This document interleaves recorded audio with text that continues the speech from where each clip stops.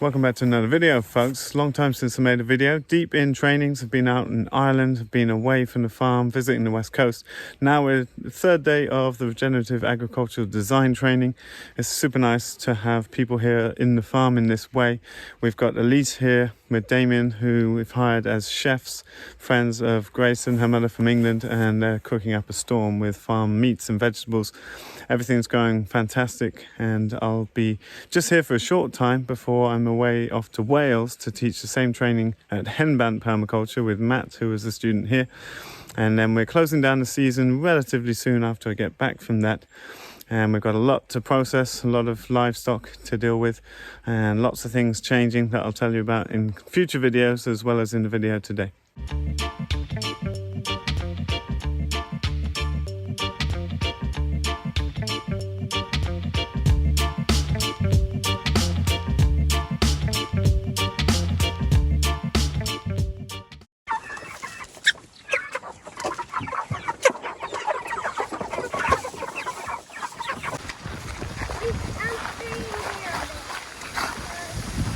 Magna?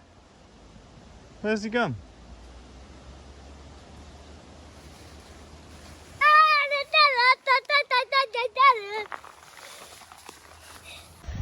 What are you looking for, Magna? Bigger ones. Dung beetles? Yeah. If you just open this up, I found a big one. you find plenty. And little baby ones too. I'm trying to get that big one. They're quite hard to catch. What have you got, Ragnar? A swallow? You better let it fly away. Yeah, I'm gonna.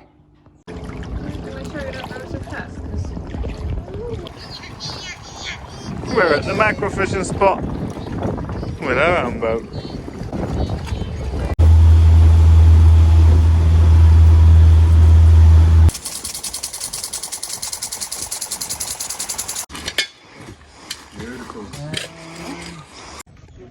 We've got pre-lentils with slow roasted tomatoes, spring onions from the garden and salsa verde.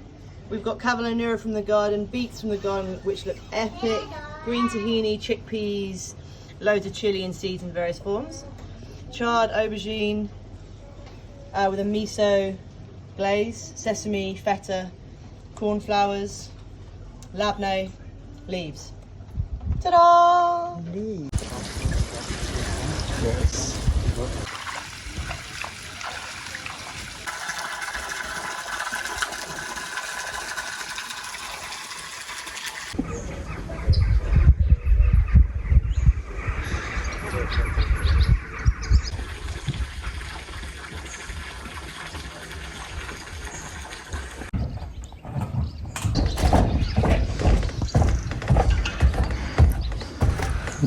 Finally, some progress, and this is one of the highlights of the year so far to me, to get this project rolling on.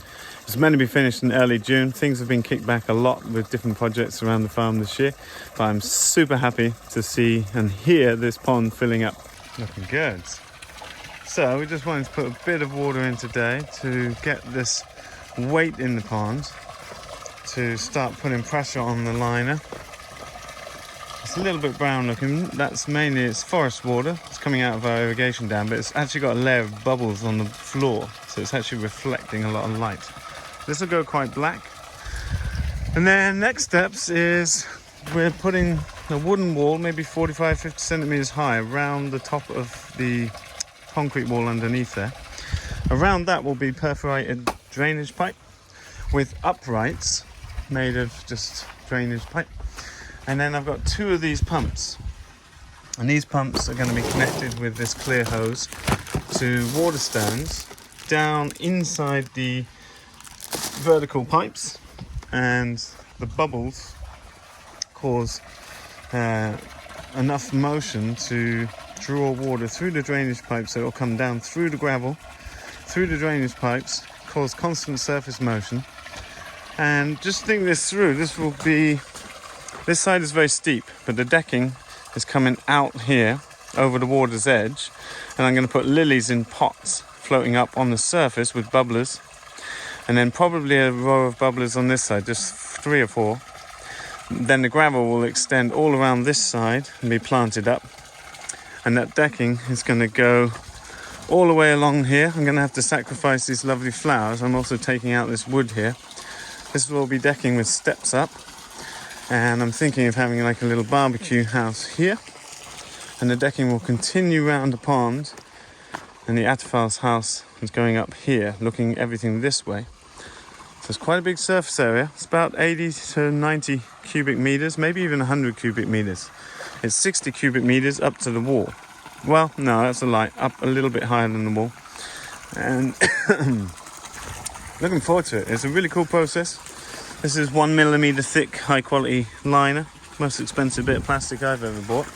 And we haven't secured it down yet. Now that we've got this in place, I'm very confident that this will take up any rain and it's not going to cause any damage now, whatever happens. So this is a really big milestone for me in this project, and great to have the Regenerative Agriculture design course on and lots of excited helping hands to move this project on. That's enough water for now because the pond is not refilling because it's so dry here at the moment. The stream is not refilling the pond. So we're going to turn that water off. And that allows us now a bit of weight in the bottom. There's 20 centimeters there, so it's probably about 6 or 7 tons of water that we can pull against that and get this nicely tightened up. Really nice job on the corners of this to make a neat finish. It's going to be beautiful. So this is the underliner that went underneath the butyl liner, or it's not butyl, it's the other one, the high quality pond liner. This is what's going back over the top where the gravel sits, and once that's in and the line is fully settled, we'll be putting gravel in the trench we've dug around to hold all this down in place. Then we can start the bigger job of getting this all landscaped and planted. It's going to be awesome. So Skylift is here, painting is going on. We've been painting on the white trims around here and on some of the roofs. Most of the white trims around the farm, like you see down here, are done. And we've got a machine back in this week with good weather to hopefully get all the roofs done. And then I'm not so worried about the red. That can be painted when it's a little bit more humidity in the air later on in the year.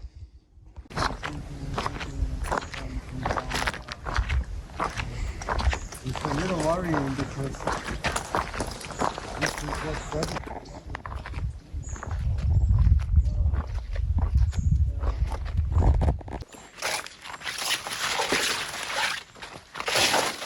So, time to get the smoke on soon.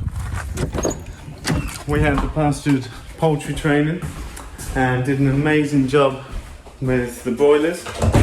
We've taken out some of the broilers already and they're sitting here defrosting. We're going to brine those and do a batch of smoked chicken that's going to be great for the winter. I'm going to pull the meat to freeze that to make it easy for family meals in the winter.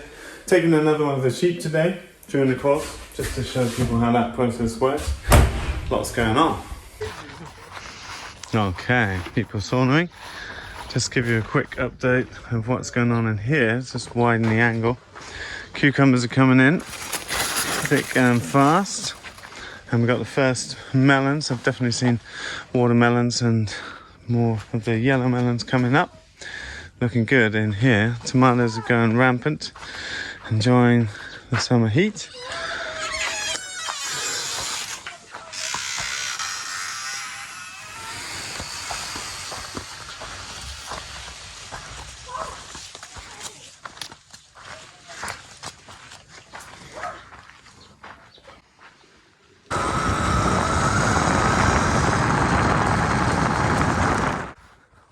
Alright, so here in Frontfield, the little mini Eggmobile is doing fine, and we've still got 25 birds. Something I predicted in videos early in the season was that with the lack of bird numbers in here, I would anticipate predators taking out chickens. Now, something I've said over the years many times is that we've always had up to 350, 400 birds in 250-meter nets like this, and I think dive bombing predators, 3 pairs of which have moved back onto our farm. We're going to judge farms of the future by how fat the predators are, but not from eating our livestock, from eating all the species that come onto the farm. When you bring a species into a habitat, you create an ecological niche for 7 more species to coexist there. and we've bought large amounts of animals over the years, as you know. And so we've got a couple of pairs of breeding buzzards, and there's even a sea eagle, a white-tailed sea eagle that lives up at the back of the farm. These guys are coexisting with all the berry fruits along the silver pasture lanes. And we haven't lost a single bird to a predator, which I'm interested in. I've just seen that there's a pine marten family living up here, which have moved in this winter, and they haven't taken any of the birds yet, which is surprising to me. Just got a new grass cutter, some mulch cutter to go behind the tractor because I just don't have enough animals. Now the broilers have gone, we've just got 25 layers and turkey poults. Turkeys are ready to go. We'll go up and have a look how they're doing. So just coming down to the market garden pump. This has been pumping the swimming pond full, closing this off so we don't get backdraft down the hill. But the pond is the pond is a little bit stagnant now. We've not got inflow of water. You can see the outlet pipe sticking up above the water. Just no river flow at this time. Still haven't managed to get in here and clear out some of the weeds that are just spreading too far into here. What a beautiful scene. It's been a beautiful day today.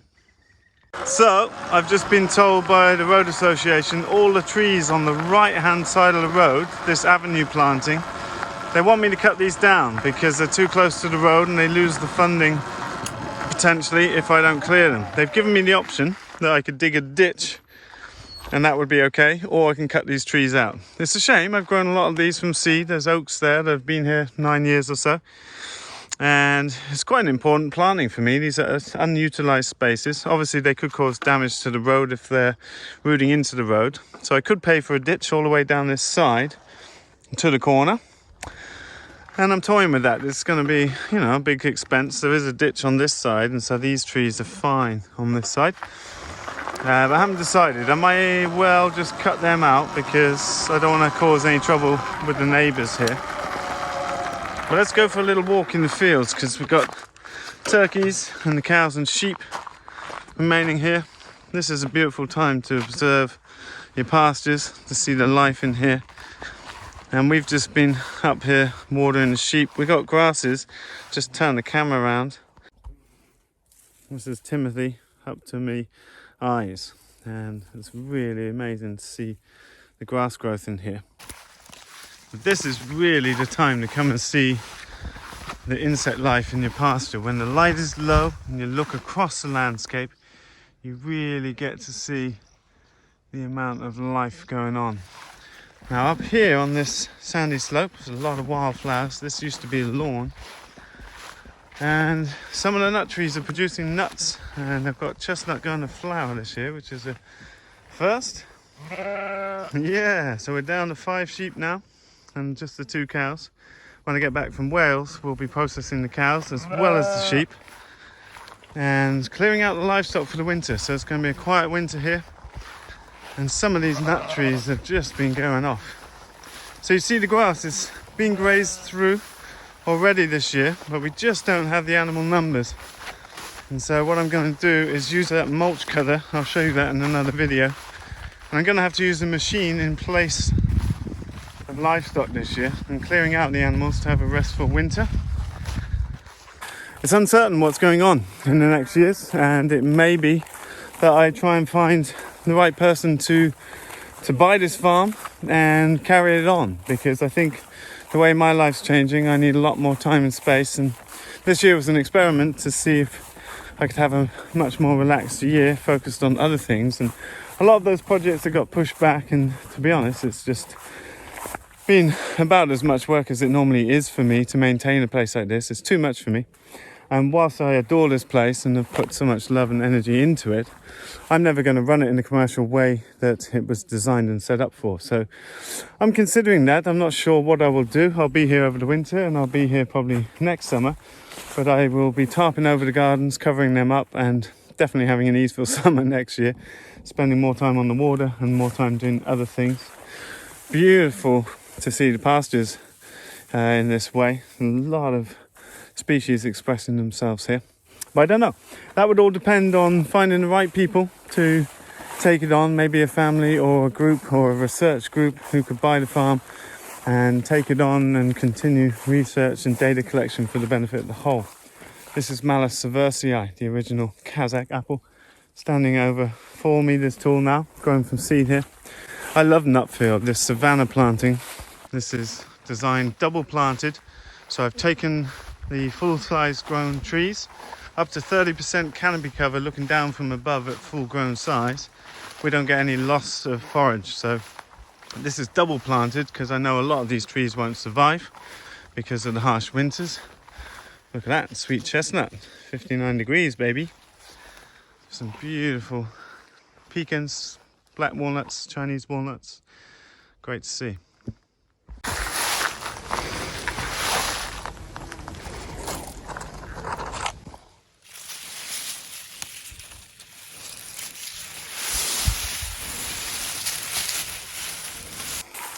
I just found a grass plant taller than my head.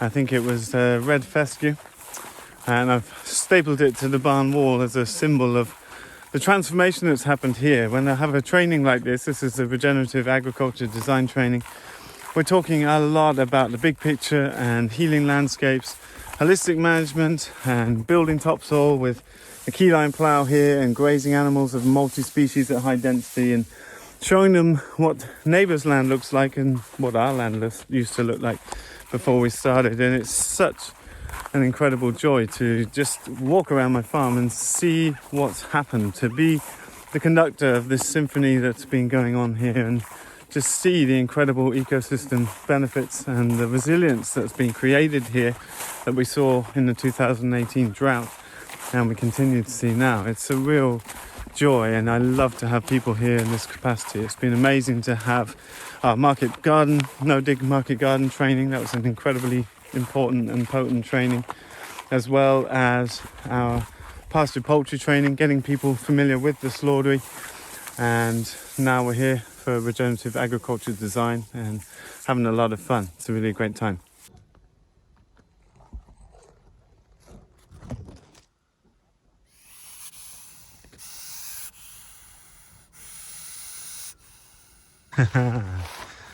Hey turkey burkeys. So turkeys are ready to go. We're going to bring that into our training. It's nice to have some practical things to do in our educational setting. Building the pond when we're talking about water. Hey turkeys. Always love turkeys. Taking up to 40% of their diet from the grasses and forbs on the pasture. They're really loving these dandelions. But these guys are ready to go. I'm going to keep a couple to grow big, but these will dress out at 5.5, 6 kilos. We buy them at 6 weeks old and raise them another 6-7 weeks. And I really enjoy turkeys, incredible characters and really good to eat. We always brine them, 10% brine for 24 hours before roasting. And they've been having a really nice time on their gobbledygook. I might keep this big fella, as well as one of the big ladies, and just have them around the farmyard for fun. So it feels like at the end of the year, we're just getting into some of the projects that I intended, painting buildings. See some of the hazel on the back of this tree lane here, as well as getting that pond underway. I've got a bunch of decking to build, as well as the Atafal's house, the little outhouse to put up. I think that's arriving this week. So it's busy days ahead. We've got a few weeks left before people are moving on to their respective lives, and I'm sort of closing down to have a bit of a quiet autumn time here and finish wrapping up and finish painting all the barns, etc. I've got some decking to build on my little house on the other side of town, and time to reflect and pause and think about what's next. Big changes up ahead, and it's a really nice position to take some winter rest and really think about what's best as my daughter goes into high school, and to consider options. I really enjoy running these trainings, and just for example, running the pastured poultry training to be able to bring people into the slaughter facility and teach them from scratch how to run that enterprise. People are desperate for this kind of opportunity because they just don't exist in any place I know of in Europe, and that course was 5 times oversubscribed, and we need places like this where people can come and learn. But I'm thinking of scaling down, doing this on a smaller scale, specifically for family needs, and not feel the overwhelm of having to maintain something that's set up as a commercial operation. and still be able to pass on the knowledge and experience that I've gained from working with this all of my adult life. Well, it's been a big influx of people, and with a big influx of people comes a big influx of food scraps, doesn't it? So these fellows are doing good. They're enjoying the forest paddock. We've been looking up here thinking about patchy intermittent disturbances, the pattern of change in ecosystems over time. Pigs being a climatic trigger for the forest ecosystem, and there's 100 oaks in this 1 hectare landscape, caused by the rooting up of these animals on the constant dig, followed by rest, and now you see beautiful pasture under all these trees, much more valuable than the forest. But the species of tree coming up are the species that will be worth something, whatever the world economy is doing in 50 or 80 years' time.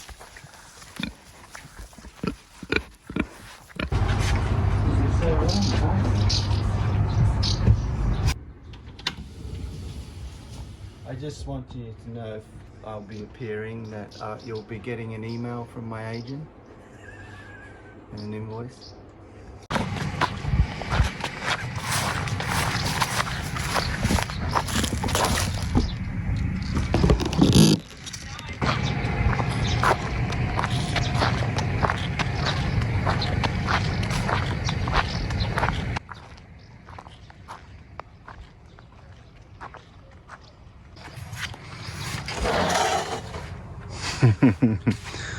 Look at all this pumpkin. This is just being left to go a bit feral.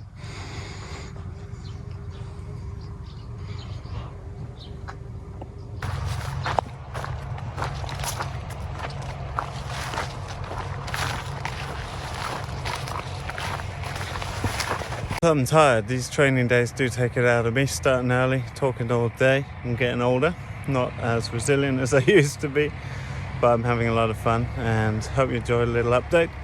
I'm doing a lot of updates on Instagram, so follow us over there on richardperkins.co, and you can find out a whole bunch more in the links below in our books and online trainings. A lot of free offerings there. See you in a video soon, folks. Bye for now.